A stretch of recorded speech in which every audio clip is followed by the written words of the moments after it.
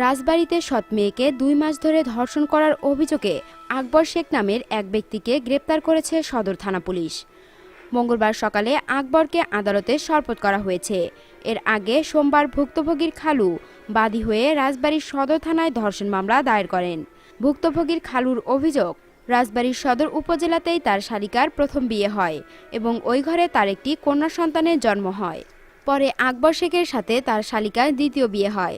বিয়ের পর প্রথম পক্ষের কন্যা সন্তান সহ আকবরের বাড়িতেই বসবাস করতে থাকে তার শালিকা।